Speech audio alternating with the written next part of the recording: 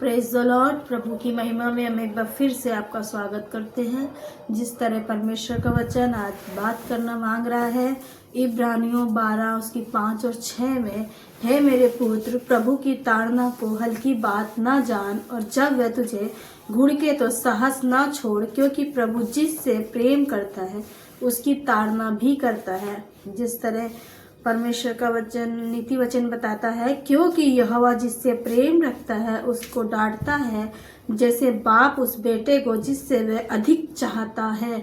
परमेश्वर के लोगों, परमेश्वर का वचन बता रहा है कि जब हमें परमेश्वर घुड़के और ताड़ना दे तब हमें साहस छोड़ने की ज़रूरत नहीं है। जिस तरह बाइबल में अय्यूब का जिक्र दिया गया है, अय्यूब 5 उसकी 17, देख क्या ही धन है वह मनुष्य जिसको प्रभु ताड़ना देता है। अय्यूब एक धनी मनुष्य था और सबसे ज़्यादा उसके पास धन था, बैल थे और बहुत से बच्चे थे, हर चीज़ को खुदा ने उसको आशीष दी थी। पर खुदा ने उसको एक जगह पर ताड़ना दी और उसके ऊपर बहुत सी विपत्तियां आई, बहुत सारे दुख पड़े। जिस तरह फिर भी उसने उस विपत्तियों को सह लिया। और उसके बाद क्या लिखा है अय्यूब 5 उसकी 19वीं आयत में, वह तुझे 6 विपत्तियों से छुड़ाएगा, वरन 7 से भी तेरी कुछ हानि ना होने पाएगी। अय्यूब जानता था अगर ये विपत्ति उसके ऊपर आ रही है तो उसने कुछ ऐसा काम किया होगा या उसके बच्चों ने, तो जिसकी वजह से परमेश्वर ने उसको डांटा। जब हमारे बच्चे होते हैं, बड़े हो जाते हैं, तो हम अपने बच्चों को भी डांटते हैं कि नहीं ये काम नहीं करना, पर एक पिता का काम होता है बच्चों को डांटना।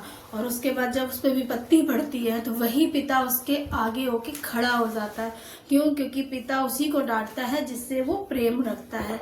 इसीलिए बाइबल में जिक्र अय्यूब का था, अय्यूब को परमेश्वर ने ताड़ना दी और उसको विपत्ति से भी उसने छुड़ाया। फिर से खुदा ने उसको ब्लेसिंग दी और उसको समझाया कि नहीं, खुदा की ताड़ना, तब वो कहने लगा खुदा की ताड़ना को तुच्छ नहीं जानना है।